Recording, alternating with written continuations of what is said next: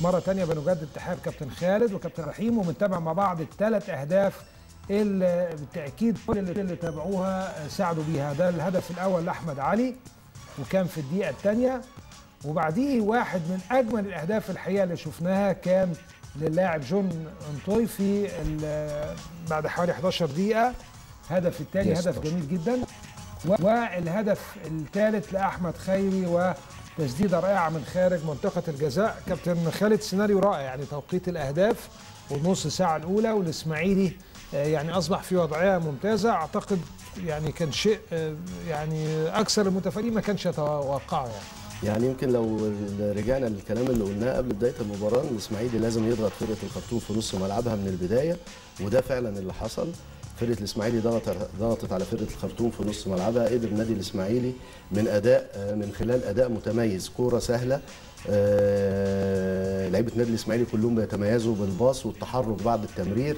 قدروا يجيبوا 3 أهداف كويسين، وزي برضو ما اتكلمنا قبل اللقاء ان هيكون لمهاب سعيد وعمر جمال واحمد علي وجون انطوي الكلمه العليا بالذات في النواحي الهجوميه للنادي الاسماعيلي، وكانوا موفقين جدا.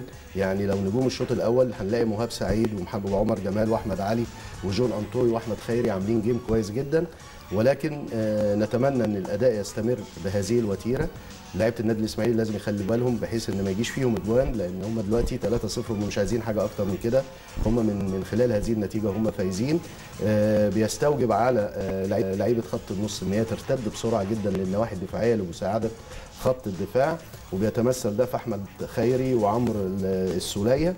ويمكن احنا في بدايه اللقاء اتكلمنا قلنا الاسماعيلي بيلعب 4-4-2، ولكن خلال مشاهدتنا للشوط الاولاني شفنا ان النادي الاسماعيلي بيلعب بطريقه 5-3-2.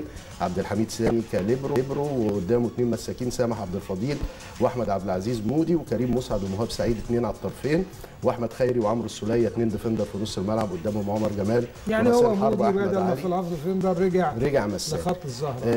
انا اتمنى الشوط الثاني، يعني انا سعيد جدا باداء لعيبه النادي الاسماعيلي، هم قد المسؤوليه. وزي ما الكابتن عاطف عبد العزيز برضه في المكالمه الهاتفيه كانت معاك يا كابتن طارق، قال ان اللعيبه عندها حافز والدوافع. اتمنى ان هم يحافظوا على كده خلال الشوط الثاني باذن الله. كابتن عبد الرحيم، ليه الاسماعيلي ما كملش؟ يعني بدا بدايه رائعه ولغايه الدقيقه 30 مسيطر، 3 أهداف، راح لمرمى الخرطوم كتير جدا، اهدر بعض الفرص، ولكن في تحول نوعا ما حدث بعد الدقيقه 30. ليه النادي الاسماعيلي ادى الفرصه للخرطوم انه يبادلوا الهجمات ويروح ويضيع فرص كمان؟ شوف يا باشمهندس طارق، يعني لما نبص من خلال 45 دقيقه الاولى هنلاقي ان فرقه الخرطوم السوداني فرقه منظمه بتعمل شغل. يعني ايه العمل اللي بيعمله الفريق ككل؟ هنلاقي هجمات من على الجناب بيروحوا من قلب الملعب، بيعملوا هجمات من قلب الملعب، تسديد من مسافات بعيده بيسددوا من مسافات بعيده. فرقه ند اسماعيلي. الفارق ما بين الاسماعيلي وما بين فريق الخرطوم الجاهزيه للمباريات الرسميه. دي اللي فرق ما بين الاسماعيلي وما بين الخرطوم السوداني، على الرغم ان احنا لو نسترجع احداث ما قبل المباراه وكلمنا على التكتل الدفاعي اللي هيعمله فريق الخرطوم، قلنا هيبقى طريقتين، اما اللعب من على الاجناب ودي اللي جه منها الهدف الاول، او من التسديد من خارج ال 18 عفوا، او من نقل الباصات الاسماعيلي، والمشهور بيها فريق الاسماعيلي التمريرات القصيره اللي يقدر يخترق بيها اي دفاعات، وده اللي حصل في الهدف الثاني. والتسديدات اللي قلنا اللي انا توقعت هتكون من عمر جمال طلعت من احمد خيري وحصل منها الهدف الثالث. لكن برضو انا بحذر فريق الاسماعيلي ان فرقه الخرطوم فرقه جاهزه جدا، وبيروحوا بانفرادات. في مشكله كمان كابتن عبد الرحيم في بعض المساحات الخاليه في خط الظهر، يعني تشعر انه خاصه الناحيه الشمال في الاسماعيلي اللي هي اليمين في الخرطوم، فريق الخرطوم بيطلع منها وبيعمل مساحات وبيهاجم وبيخلق هجمات كمان، لان ما بيحصلش ارتداد سريع لكريم مسعد او مهاب سعيد في اطراف الملعب، لان هم بيأدوا الشق الهجومي بشكل كويس جدا، بس في مساحات لكن هي بيسيبوا مساحات في الروم، ودي هتبقى مسؤوليه احمد عبد العزيز مودي وسامح عبد الفضيل وعبد الحميد سامي. لازم دول يفهموا الكلام ده، ان هم لازم يغطوا الاطراف دي بشكل كويس، وهيساعدهم كمان في دي السوليه واحمد خيري، على اساس انهم برضو يقدروا يقفلوا نص الملعب عشان ما تجيش تمريرات على الاطراف يقدروا يضربوا بيها ويخترقوا دفاع نادي الاسماعيلي. كابتن خالد، يعني بتستثار كده انه الكابتن صبري المنياوي الشوط الثاني ومع الربع ساعه الاخيره اللي تابعناه وبينت فعلا اداء الخرطوم انه فريق مش هين، انه لابد يبدا بنفس اسلوب الشوط الاول، وانه من الممكن هو يعني يزود مزيد من الاهداف او انه يضاعف الاهداف وبرضه يهتم بالناحيه الهجوميه، ولا ايه راي حضرتك؟ لا يعني هو مش هيبقى التركيز على الاهتمام بالناحيه الهجوميه، يعني من وجهه نظري النادي الاسماعيلي خلال الشوط الثاني اهم حاجه دلوقتي يحاول ان هو كل لعيبه من خلال عند فقدان الكره لازم كل لعيب يرتد للدفاع بسرعه، بالذات الاثنين اللي في نص الملعب اللي هم احمد خيري وعمرو السوليه يكونوا قدام خط ظهر النادي الاسماعيلي، ويعتمد النادي الاسماعيلي على الهجمات المرتده، لان من خلال الشوط الثاني وضع طبيعي جدا فرقه الخرطوم ان هي هتبتدي تهاجم، مش هتتقيد بالنواحي الدفاعيه زي بدايه المباراه. طبعا هيبتدوا يركزوا ان هم ازاي يحرزوا هدف، ولاعيبه النادي الاسماعيلي عندها من الحنكه اللي هي تعرف تستغل هذا الهجوم من خلال المساحات الفاضيه اللي هتكون في ظهر خط ظهر النادي الاسماعيلي. وزي ما قلت في الاول لعيبه النادي الاسماعيلي من الحاجات الكويسه قوي النهارده اللي انا بتفرج عليها ومعجب بيها جدا عند عمر جمال وعند مهاب سعيد وعند احمد علي وعند جون انطوي، ازاي بالباصي وبعد الباصه بيتحرك بيفضي نفسه في مكان تاني عشان يستلم الكوره، ويمكن الكلام ده بان في الهدف اللي جابه جون انطوي. لو مخرجنا يقدر يجيبه لنا الهدف بتاع جون انطوي، في هدف جميل باص وتحرك جميل جدا وفي تفاهم ما بين احمد خيري وجون انطوي. هنا احمد خيري باصه واتحرك، جون انطوي استلم وباصه لاحمد خيري تاني واتحرك، وبعد احمد خيري حطها له، وطبعا بخبره كبيره جدا وموهبه عاليه جون انطوي قدر يحرز الهدف ده. على فكره الهدف ده كابتن خالد عايز لعيبه مهاراتهم عاليه قوي، لان كل النقلات في مساحات ومسافات 3 متر 4 متر، وده دايما اللي بنقول عليه بيميز لعيبه نادي الاسماعيلي ان هم ازاي يلعبوا البساط القصيره في مساحات ضيقه، فده من الاهداف الجميله جدا جدا جدا. هو الهدف الاجمل، هو الهدف الاجمل في الثلاثه. ويمكن زي ما قلت لك ان الاسماعيلي اهم حاجه ان اللعيبه تبقى تركز ان ما يجيش فيها اهداف، ترتد النواحي الدفاعيه ويقوموا بالدور الدفاعي على الوجه ثم يعتمدوا على الهجمات المرتده. طيب كابتن عبد الرحيم، ازاي نقدر نتغلب على الجوانب البدنيه؟ يعني في اجماع منك او من كابتن خالد انه الفريق الخرطوم الاجهز بدنيا وفنيا، وانه الخرطوم كان مستمر في مباراه الدوري السوداني لغايه اسبوعين، ويعني في جو المباريات اكتر من الاسماعيلي. ازاي صبري المنياوي يقدر يتغلب على النقطه دي في الشوط الثاني اللي هو الشوط الفيصل واللي هو الشوط اللي بيبان فيه التراجع البدني؟ هي دي سهله جدا، لان الحل موجود من خلال فريق الاسماعيلي وطبيعه ادائه. الاسماعيلي النهارده لازم في الشوط الثاني لازم يكون حريص جدا على انه لازم يحرز هدف رابع. هدف الرابع دوت هينقل المساله بالنسبه لفريق الخرطوم السوداني، على اساس ان هيوسع الفارق، لان 3-1 فيها مشكله، انما 4-1 برضو الى حد ما الامور هتبقى سهله للفريق الاسماعيلي وهيقدر يعدي الدور القادم ان شاء الله.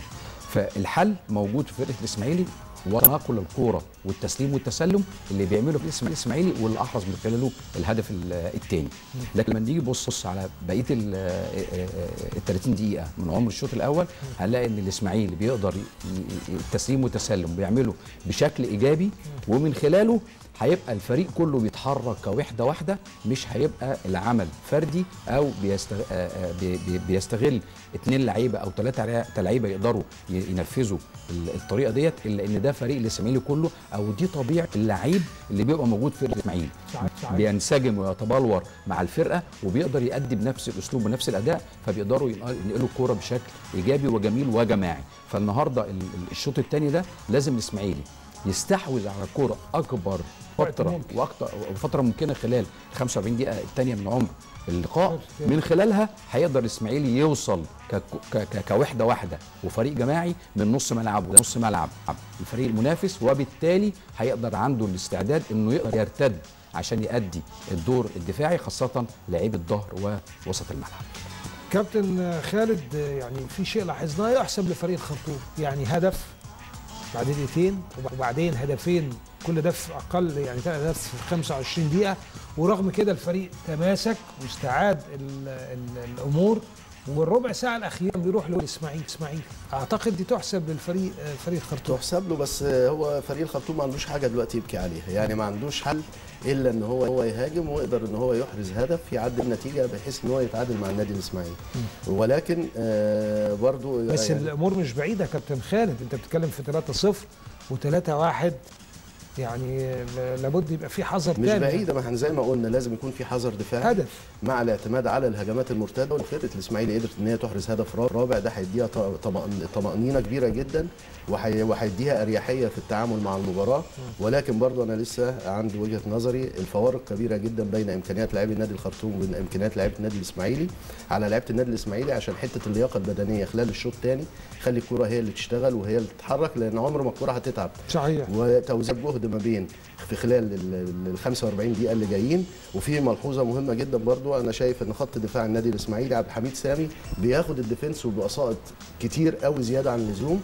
المطلوب ان يكون في تقارب بين الخطوط الثلاثه بالنسبه للنادي الاسماعيلي، وانا اعتقد ان النادي الاسماعيلي قادر ان هو يسجل باذن الله. لسه احتمال يعني باذن الله بتوفيق ربنا كده نشوف هدفين كمان باذن الله. كابتن عبد الرحيم، قبل ما تبدا المباراه قلت الوصول لضربات الجزاء والترجيح ده مستحيل، صعب جدا، لا يمكن. دلوقتي واحنا 3-0 والخرطوم لو سجل هدف ممكن نوصل لضربات الترجيح، لسه عند رايك ولا نقول 50% ممكن؟ لا ان شاء الله انا لسه عند رايي ان المباراه هتخلص في خلال 90 دقيقه، والاسماعيلي قادر على انه يحرز هدف رابع. ان شاء الله هينهي بالمباراه خلال الشوط الثاني، ده لو الاسماعيلي ما احرزش اكثر من هدف في الشوط الثاني. انت متخيل ايه يا كابتن؟ متخيل ان شاء الله الاسماعيلي ممكن يحرز هدف في بدايه في الشوط وفي خلال ال 15 دقيقه الاولى من عمر الشوط الثاني، ومن خلال الهدف ده هيقدر الاسماعيلي يسيطر على المباراه ويقدر بقى مهم واساسي وضروري زي ما قال الكابتن خالد جد الله ان لازم عبد الحميد سامي يقرب الخطوط بينها وبين بعضيها، ويبقى الفريق بيتحرك كوحده واحده من نص ملعبه، والاسلوب والجماعي اللي متعود عليه فريق الاسماعيلي، لا اكثر ولا اقل من ذلك. كابتن خالد، شفنا عناصر مميزه قوي الشوط الاول في الاسماعيلي، يعني شفنا مهاب سعيد، شفنا عمر جمال، شفنا جون طيب الهدف الجميل، شفنا احمد علي. مين نجم الشوط الاول؟ يعني لو حبيت تختار رجل الشوط الاول يبقى مين؟ لا انا اختار مهاب سعيد. مهاب سعيد طبعا لعيب عنده حلول وفي اي مكان بيلعب فيه بيديله رونق وبيديله خطوره. ويمكن الهدف الاولاني الكره العرضيه اللي لعبها مهاب ممكن لو لعيب تاني ما يلعبهاش التشيب دون، في فرق ان انا في كوره ممكن العبها تديني خطوره 100%، وفي ممكن العبها برده وتديني خطوره 60%. لا مهاب موفق جدا ولاعب موهوب وعلى مستوى عالي جدا، وانا بعتبره يعني من فتره كبيره يعني هو بيلفت انتباهي، وبعتبره من احسن اللعيبه الموهوبين الموجودين في مصر. اتمنى ان هو يحافظ على نفسه، واتمنى ان هو يلعب الكره السهله خلال الشوط الثاني عشان ما يتعورش، لان لعيبه الخرطوم مش هتسيبه. وكل التوفيق للنادي الاسماعيلي باذن الله. كمان هقول كده تعليق ظريف، كابتن خالد قال اتمنى اشوفه في الاهلي. لا انا قلت هم سابوا ازاي، يعني مهاب سعيد ده يتساب ازاي يعني.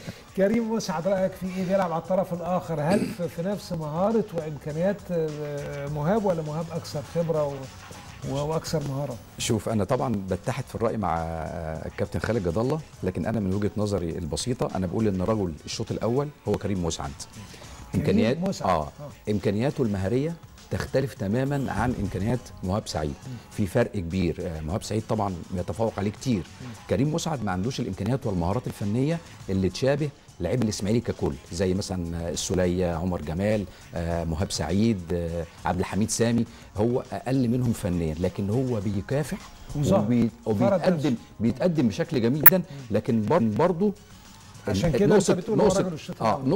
نقطه ان هو يرتد للدفاع لسه برضه قليله عنده، لانه بدنيا مش جاهز. لكن لما نبص على ادائه لا هو كتير واكتر من مهاب سعيد. بس يمكن عمله ما كانش باين لانه ما بينهيش بشكل كويس، لانه لسه ما عندوش الخبره اللي عند واحد زي مهاب سعيد. خلينا كمان نقول كابتن خالد وكابتن عبد الرحيم ان صبري المناوي كسب الرهان قبل المباراه. كنا نقول يا ترى احمد علي مع جون انطوي يعملوا شغل كويس وجودوين على البدلاء رغم انه الاكثر خبره. اعتقد انه تسجيل جون انطوي هدف في الذهاب وهدف في العوده وعامل جيم كويس اثبت انه يعني راس حربه كويس، بدليل انه كمان تجانس في فتره وجيزه يا كابتن خالد. لا لعيب كوره كويس، والجون اللي جابه بيبين ان هو لعيب موهوب وعنده امكانيه وعنده موهبه. فطبعا هو لعيب كويس، وزي ما انت قلت فعلا كابتن صبري كان موفق. بس انا اعتقد برضو جودوين لو اشترك في الشوط الثاني هيعمل شكل كويس وهيقدر يعمل اضافه. اه واحمد علي كمان كابتن عبد الرحيم كان اداء متميز ومصدر ازعاج دائم للفريق السوداني. خبرته طبعا بتؤهله لذلك، لكن لما نبص على جون انطوي قدر ينسجم مع فرقه الاسماعيلي، لان فرقه الاسماعيلي ما بيلعبوش كوره صعبه، ما بيتفزلكوش في الكوره، السهل التسليم والتسلم والتحرك. ده اللي كان بنعمله في الشوط الثاني ان شاء الله. عنكبه كابتن عبد الرحيم وما يعني الشهره اللي خدها وكل شركه وسائل الاعلام دي ومفاوضات الاسماعيلي كمان معاه، هل النهارده قدم ما يستحق عليه ده في الشوط الاول؟ يعني حتى الآن لم يقدم اللي مطلوب منه من خلال الزيطة والشهرة والكلام الكتير اللي اتعمل حوالين عنكبة. لكن برضه لازم نحذره، لأنه طالما في كلام عليه كده بالمنظر ده أكيد هو لعيب مش قليل، وفي المفاوضات اللي جارية معاه نتيجة أدائه نتيجة أدائه ونتيجة خبراته. أكيد. طيب هنروح لمتابعة أحداث الشوط الثاني من لقاء النادي الإسماعيلي ونادي الخرطوم السوداني في مباراة العودة في كأس الاتحاد العربي دور ال16. مباراة الذهاب في السودان انتهت 3-1 للخرطوم، ودلوقتي الإسماعيلي مع نهاية الشوط الأول وقبل بداية الشوط الثاني متقدم 3-0. كل التوفيق، ولنا لقاء آخر مع الكابتن عبد الرحيم وكابتن خالد بعد انتهاء المباراة إن شاء الله.